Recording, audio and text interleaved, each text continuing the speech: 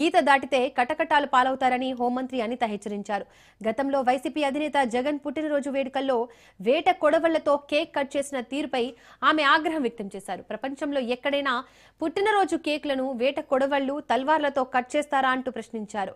YCP psycho మూక వికృత చేష్టలు చూస్తుంటే మానవత్వం ఉందా లేదా అనిపిస్తోందని అన్నారు. అధికారం కోల్పోయిన తర్వాత కూడా రాజకీయ ముసుగులో రౌడీయిజం చేస్తూ ప్రజలను భయభ్రాంతులకు గురి చేస్తున్నారని అనిత దుయ్యపట్టారు.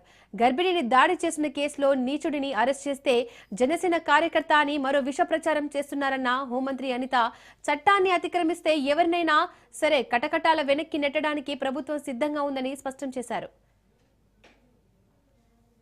మనశ్శాంతిగా ఉండాలని కోరుకుంటారు ఎవరైనా కూడా. అంటే ఒక సైకోతత్వం, ఒక ఉన్మాదత్వం, ఒక రాజకీయ ముసుగులో రౌడీయిజాన్ని ప్రేరేపించేటట్టుగా రౌడీయిజం చేస్తున్న నాయకులుగా ఈరోజు కొంతమంది వాళ్ళ నాయకుడు తాలూకా పుట్టినరోజులకి కేకులు కట్ చేసే కత్తి ఈ రకంగా ఉంటుందని నాకు ఈ రోజే తెలిసిందండి. కేకు కట్ చేసే కత్తి కొడవళ్ళు, పెద్ద పెద్ద కత్తులు పట్టుకొని కేకులు కట్ చేస్తారు. కత్తి ఒక్కసారి కేక్ కట్ చేసుకునే కత్తి అండి అది. కేక్ ఇలాంటి కత్తులతో చూసి కేక్ కట్ చేస్తూ ఒక రకంగా చేయటం ఒక ఎత్తు అయితే, తిరిగి అదే కత్తితో జంతు బలి చేసి ఒక మూగజీవాల ఉసురు తీసుకోవటమే కాకుండా దాన్ని బేస్ చేసుకొని ఇలా రక్తాన్ని తీసుకెళ్ళి వాళ్ళ నాయకుడు తాలూకా ఫ్లెక్సీలో ఫోటోలకి అభిషేకాలు చేసి రప్పారప్పమని నరుకుతాం, 2029లో ఇదే రిపీట్ అవుద్ది అని చెప్పి స్లోగన్లు ఇచ్చుకునే పరిస్థితి.